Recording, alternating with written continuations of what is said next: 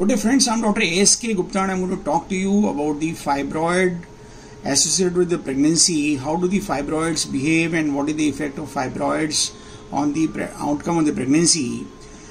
There are multiple studies in the literature. Some will say that the large fibroids will increase in size, so there is a lot of confusion. What we have understood is that fibroids will increase in the second trimester, and especially if they are small in size. Very small fibroids may not increase in the second trimester, but if the fibroid is around 4 to 5 centimeters in the first trimester, it is likely to increase in the second trimester, and they will definitely decrease in size in the third trimester because of the degeneration.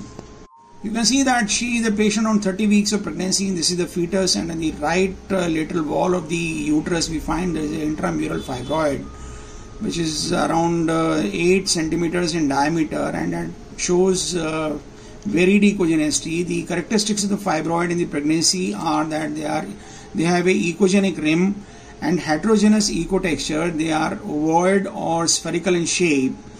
Usually the fibroids they would increase in the second trimester. As in this patient, the fibroid in the early first trimester was around 4 centimeters in size, and she has a report of the second trimester which says that the fibroid has increased to about 300 ml in volume, more than 312 I believe. And now in the third trimester, early third trimester, the fibroid has gone to a decrease in the size. Now it is around 287 ml in volume.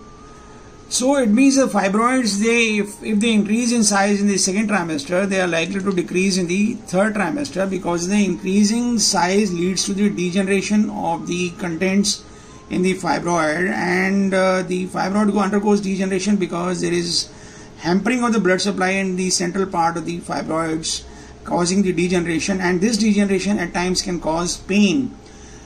Now coming to the effect of fibroid on the pregnancy, the fibroids, they have two major impacts on the pregnancy. The first is the abortion. The fibroids found in the multiple fibroids, especially found in the corpus of the uterus, lead to abortions. And fibroids which are present in the lower segment of the uterus or the cervical fibroids, they lead to the obstructed labor and the incidence of increased cesarean section. But the fibroids which are present in the uterus, as in this case, just opposite to the placental bed, these fibroids are likely to have complications as the placenta accreta, percreta, or in the antepartum period there can be antepartum hemorrhage, there can be disruption of the placenta from the bed, and one should always look for the placental bed as in this case. But then the retroplacental space should always be looked for. But here in this case there is no history of pain. This patient is a preemie and the retroplacental space appears to be normal. There is no incidence of IUGR. The fetus is normal. So it is quite likely that this patient is not having any effect of the fibroid as of now on the pregnancy, and most of these patients will present like this only. They will not have much effect of the fibroid on the pregnancy, fully because the fibroid is just adjacent to the placental bed, and this can these sort of fibroids, if they are multiple, they can hamper the uterine contractions, and they can lead to the increased incidence of cesarean section in these patients.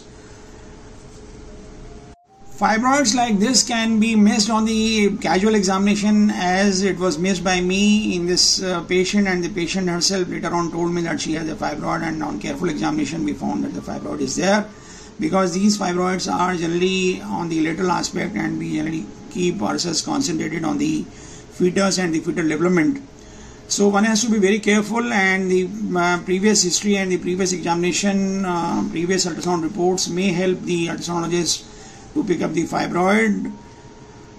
Thank you very much. I hope we have been able to do justice with our presentation. You kindly like our video, subscribe to our channel, and share the video among large number of your friends so that maximum number of people can be benefited. Thank you very much. Earlier also we had presented a case of fibroid with the pregnancy, and the case similar to this case. We are giving you the link of that case video along with the description of this